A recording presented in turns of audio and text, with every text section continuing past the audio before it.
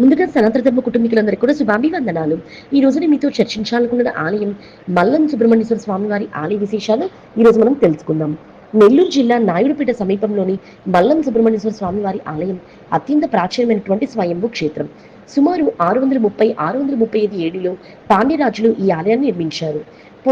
పొలం దున్నుతుండగా నాగలికి రక్తం రావడంతో ఇక్కడ స్వామివారు స్వయంభూగా వెలిశారని, ఇక్కడ మట్టిని భక్తులు ప్రసాదంగా భావిస్తారని స్థల పురాణం చెప్తుంది.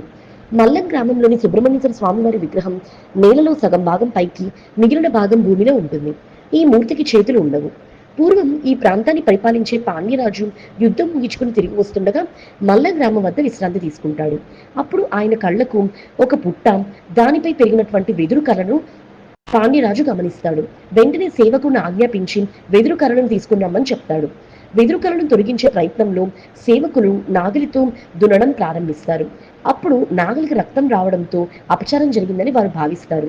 అక్కడ పుట్టలో సుబ్రహ్మణ్యేశ్వర స్వామి వారు తపస్సు చేసుకోవడం వారు గమనించారు. అలా నాగలికి రక్తం రావడం గమనించిన వెంటనే ఆ ప్రాంతాన్ని తవ్వి చూడగా అద్భుతమైనటువంటి సుబ్రహ్మణ్యేశ్వర స్వామి వారి విగ్రహం బయటపడుతుంది. ఆ రోజు రాత్రి రాజుగారి స్వప్నంలో స్వామివారు దర్శనం ఇవ్వగా, నువ్వు ఈ ప్రాంతంలో కనుక గుడిని నిర్మించినట్టయితే నీ పాపం తొలగిపోతుందని స్వామివారు రాజును ఆజ్ఞాపిస్తారు. ఆ స్వయంభూ విగ్రహం బయటపడిన ప్రదేశంలోనే పాండ్య భూపతి రాజు ఆలయాన్ని నిర్మించారు. తరువాత 10 మరియు 11వ శతాబ్దంలో చోళరాజులు దీన్ని పునరుద్ధరించారు. ఈ ఆలయంలోని వసంత మండపం గుర్రాలు లాగుతున్నటువంటి రథం ఆకారంలో నిర్మించడం ఇక్కడ ప్రధాన ప్రత్యేకత. ఇక్కడ మూల విరాట్ గర్భగుడిలో ఒక మూలన దర్శనమిస్తూ ఉంటుంది. ప్రస్తుతం కొత్త విగ్రహాన్ని ప్రతిష్ఠించి పూజలు చేస్తూ ఉన్నారు.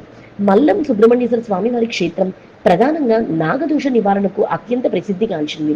ప్రతి సంవత్సరం ఇక్కడ సుబ్రహ్మణ్యేశ్వర స్వామి షష్ఠి వేడుకలు ఎంతో వైభవపేతంగా జరుగుతాయి.